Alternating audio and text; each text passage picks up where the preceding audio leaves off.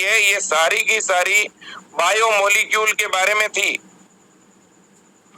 आप याद रख लेना बेटा।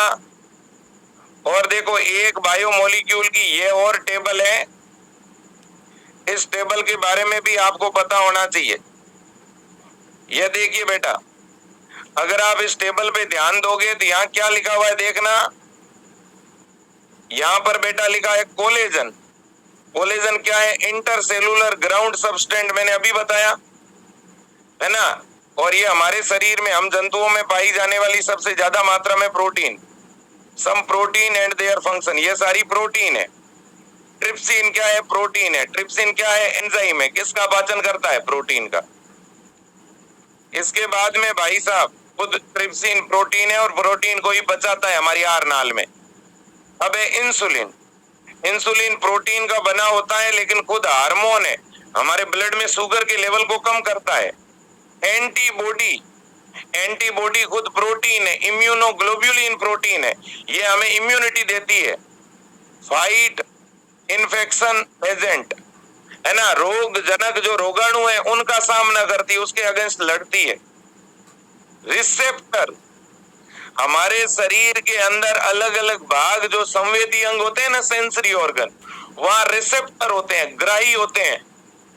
सेंसरी रिसेप्शंस, जैसे कि स्मेल है, सुनना है ना, टेस्ट है, इनके जो रिसेप्टर्स होते हैं वो सारे के सारे प्रोटीन के बने होते हैं। सेंसरी रिसेप्शन जैसे स्मेल, टेस्ट, हार्मोन्स, हार्मोन के भी रिसेप्टर होते हैं मेरे दोस्तों। ये रिसेप्टर सारे के सारे प्रोटीन के बने होते हैं भाई साहब। तो रिसेप्टर यानी ग्राही, ग्राही किसके बने होते हैं? प्रोटीन के। अब है गलट फोर। गलट फोर भी क्या है? एक प्रकार की प्रोटीन है। काम क्या है? Enable glucose transport into cell, कोशिका में ग्लूकोज परिवहन को आसान बनाना। तो ये बात याद रख लोगे? बिल्कुल रख लेंगे। एक टेबल और है, क्या है भाई? देखो ये देखिएगा, यहाँ पर क्या लिखा हुआ है देखो तो बेटा, एवरेज कंपोजिशन ऑफ सेल। एक कोशिका के अंदर कौन है जो सबसे ज्यादा मात्रा में पाया जाता है? देखो बेटा, एक कोशिका के अंदर है, अगर हम देखें तो वाटर 70 से लेकर के 90% होता है। तो जीवित कोशिका में सबसे ज्यादा कौन होगा? पानी। इसके बाद नंबर 2 पर कौन है? प्रोटीन, 10 से लेकर 15%।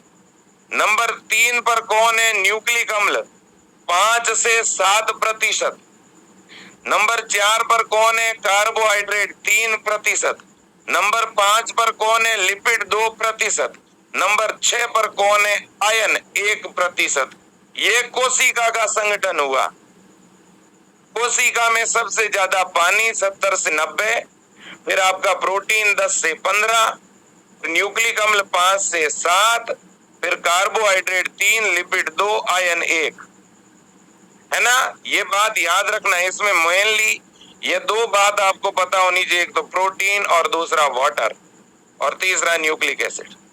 न्यूक्लिक एसिड 5 से 7%, 10 से 15% प्रोटीन, 70 से 90% कोशिका के अंदर क्या होता है बेटा? जल होता है। ठीक, ये बात भी हम याद रखेंगे।